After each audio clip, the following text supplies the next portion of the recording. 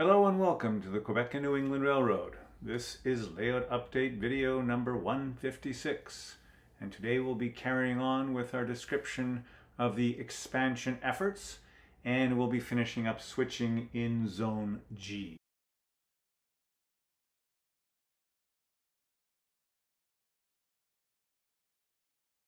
Before we get started, I'd just like to make a minor correction to one of the maps that I displayed in the last video, which talked about theoretically how the Quebec and New England made its way from Montreal to Boston and points beyond. I had incorrectly shown the Quebec and New England following along the Canadian Pacific route from Richford, Vermont through to Newport and down to White River Junction. It wasn't my intention to use so much of an existing large railroad's right away. The idea is to reach White River Junction from St. Albans via the old St. Johnsbury and Lamoille County Railroad, which passes through Sheldon Junction. And just a little refresher here, this is the lower level or hidden staging trackage in the expansion area. We see the 5-track helix and return loop. The first step toward turning a computer drawing into a reality is to lay it out on the basement floor. I found in the dollar store some convenient rolls of craft paper, ones that actually had a 1-inch grid on them. I set out to replicate the track plan as best I could, using the information contained in the CAD file to locate centers of curves, etc. The primary reason for doing this, of course, is to check that everything will fit. You want to measure twice and cut once. And sure enough, I came across an area that didn't quite fit. I was hoping to maintain a minimum 3-foot aisleway all around the layout, and for whatever reason the information in my original CAD drawing was incorrect with regard to some of the inside corners of the basement walls. I was off by roughly 3 inches, and so had to shift the helix towards the outside wall of the house.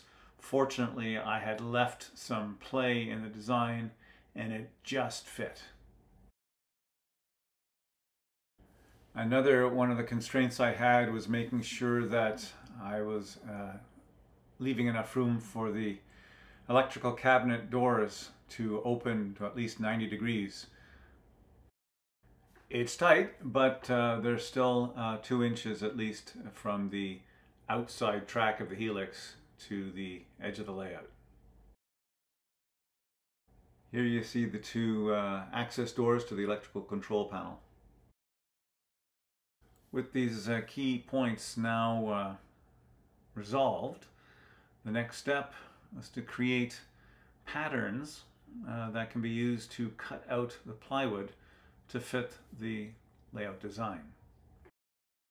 I decided on a nominal 3-inch offset from all the outside track centers and used tracing paper to create what will eventually be used to mark out on the plywood the cut lines. You may be wondering, how do I know that this is all going to fit on 1, 2, or 3 pieces of plywood? Well, this is how I know. I created a virtual set of cut patterns on the CAD drawing and then overlaid them on 4x8 sheets of plywood and basically played with it until I found a way for it to fit. Due to the 3 large sections required for the helix, there really isn't any way to do this with less than 3 sheets of plywood, but I'm satisfied that there's not too much being wasted. There are another 2 sheets of plywood necessary for the visible part of the layout expansion, but that will be the subject of another video. And before we head off to the lumberyard, we need to give some thought as to the benchwork, what is supporting the plywood. The red lines in this drawing represent my first attempt at figuring out where the verticals, the 2x4 boxes, are connected to the joists that you can see run across at roughly 18-inch spacing. I'm going to use this drawing just to get a rough approximation of the amount of lumber that I need, but the actual layout of the cross members I'm going to do in a way that making sure it doesn't conflict with future switch machines and connections between the pieces of plywood. I also want to make sure I leave enough open space between the joists for access for me to be able to stand up inside the benchwork behind the backdrop. Well, that's it for this update with regard to the expansion efforts. For now, let's head back into the layout room and catch up on what's happening in Zone G. Our crew on MP15DC number 20 is now going to head over to the other side of the yard and run down the lead that connects Zone G industries to one another. So that includes the gas supply distributor, where there's LPG and anhydrous ammonia, as well as the bulk transfer facility where plastic pellets and other liquids are transloaded, as well as the refrigerated warehouse where we see reefers spotted for unloading produce and beer, etc.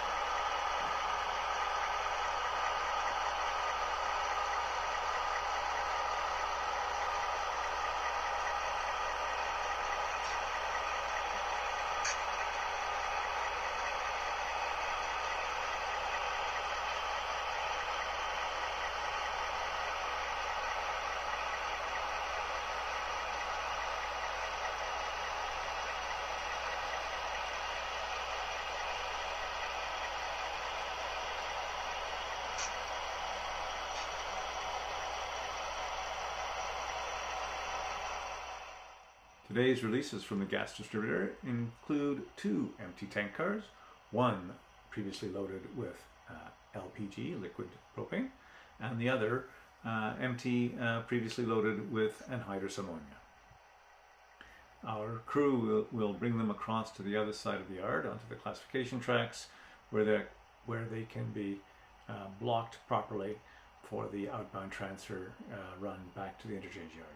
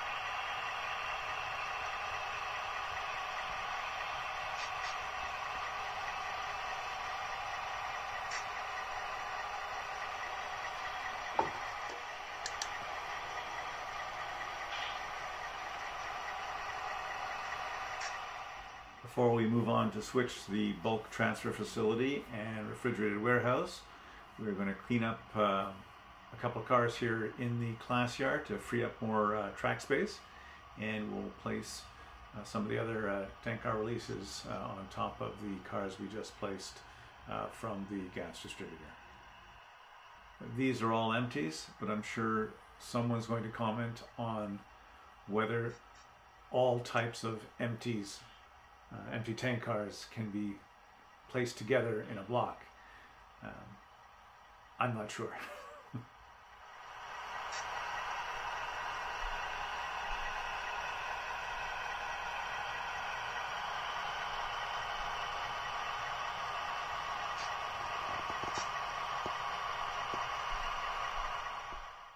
These two empties were previously pulled from the paper manufacturer. One tank car is empty caustic soda and the other is empty chlorine.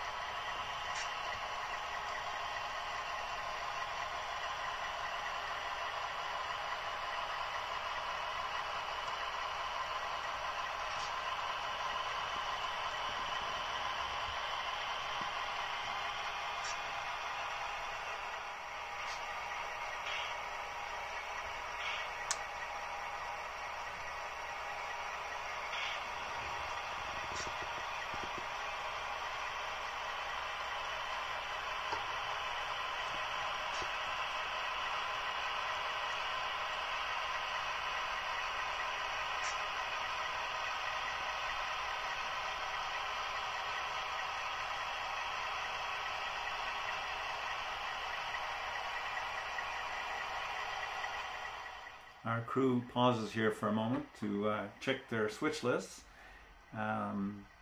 They've got only one of the 3 tank cars released, the middle one, and of the plastic pellets, only the first 2 cars up on the track are released. The third will be staying there.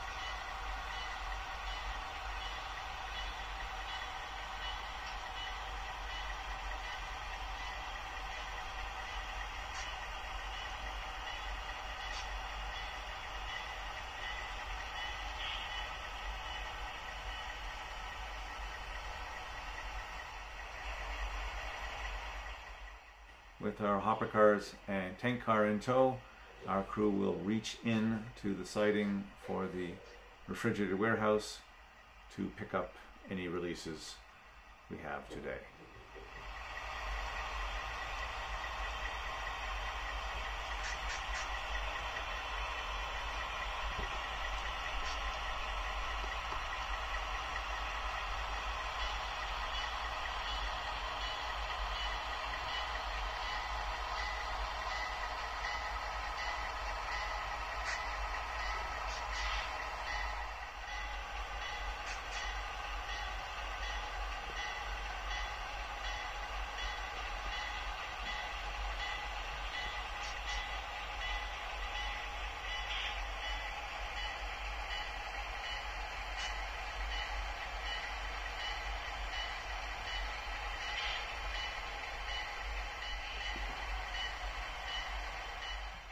Two FGE reefers are being released today.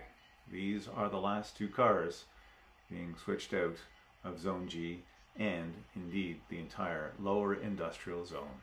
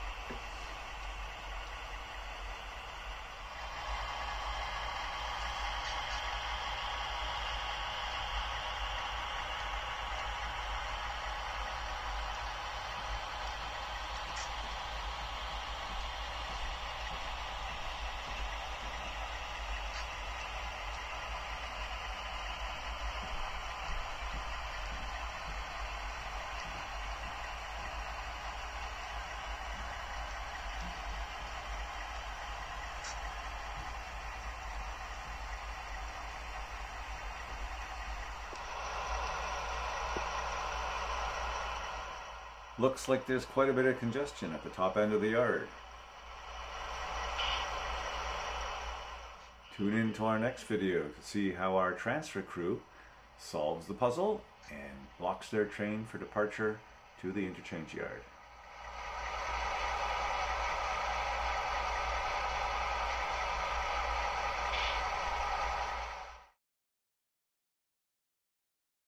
As always, thank you for watching. If you enjoy layout improvement videos, here are a few others that you may find interesting. If you're not already a subscriber, you can click on the logo on the top right-hand corner of your screen.